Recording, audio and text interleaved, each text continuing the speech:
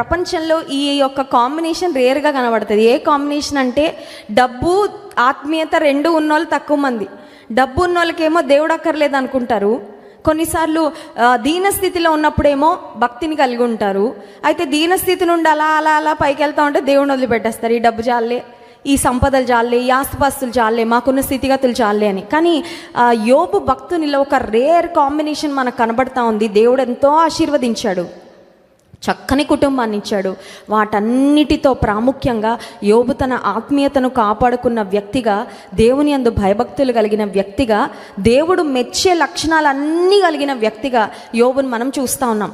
ఇలాంటి యోబు అంత ఉన్నత స్థితిలో ఉండి, అంతమంది పనివారుండి, అతనికి ఒక దినచర్య ఉండేదంట. చాలామంది చెప్పే విషయం ఏంటంటే, రీసెర్చర్స్, నీ యొక్క సక్సెస్ నువ్వు ఏ రంగంలో అయినా సరే, నీ ఉద్యోగంలో అయినా, నీ చదువులో అయినా, నీ వ్యాపారంలో అయినా, ఏ విషయంలో అయినా నువ్వు సక్సెస్ ఎలా అవుతావంటే నీ యొక్క డైలీ హ్యాబిట్స్ మీద ఆధారపడి ఉంటుంది అని చెప్తారు. విన్నారండి ఈ మాట?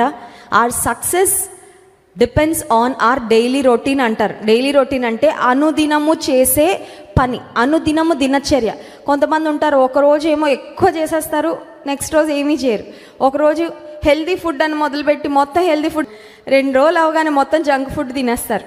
మరి బజార్లో దొరికే చెత్త అంతా కొనుక్కొని చిప్స్, చాక్లెట్స్, పిజ్జాలు, బర్గర్లు మొత్తం తినేస్తే ఈ హెల్దీ ఫుడ్, అన్హెల్దీ ఫుడ్ మొత్తం బ్యాలెన్స్ అయిపోయి మళ్ళీ ఆ ముందు అన్హెల్దీ స్టేట్కి వెళ్ళిపోతూ ఉంటాం కదండి. కొంతమంది చూడండి, స్టూడెంట్స్ ఇయర్ స్టార్ట్ అవగానే, అకాడమిక్ ఇయర్ బాగా చదివేసి ముందే ఫస్ట్ రోజే ఆరంభ శూరత్వం, బాగా చదివేసి టాపర్ అయిపోదామని ఒక్క వారం రోజులు చదువుతారు. మళ్ళీ ఎగ్జామ్స్ వచ్చే వరకు బుక్స్ పట్టుకోరన్నమాట. అంటే వారిలో ఒక డైలీ రొటీన్, ఒక అనుదినమో ఒక కన్సిస్టెంట్ లైఫ్ లేకపోతే ఏది సాధించలేరు. అయితే యోబు జీవితంలో ఒక డైలీ రొటీన్ ఏంటి, ఆయన యొక్క దినచర్య ఏంటంటే వార్తాపత్రిక చదవడం కాదు, వార్తలు చూడడం కాదు, లేకపోతే ఒక మార్నింగ్ వాక్కి వెళ్ళడం కాదు.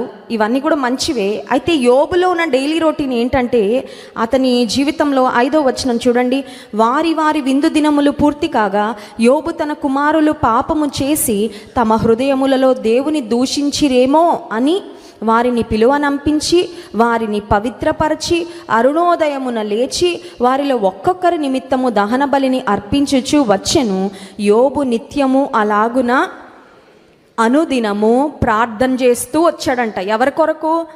తన కొరకు, తన ఆస్తి ఇంకా పెంపొందాలనా కాదు, తన కుటుంబం కొరకు ప్రార్థన చేస్తూ వచ్చాడు.